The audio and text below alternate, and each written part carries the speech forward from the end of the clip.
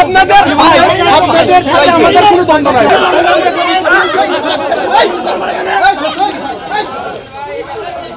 দুর্নীতি নিয়ে সমস্যা, দুর্নীতি তুমি কে?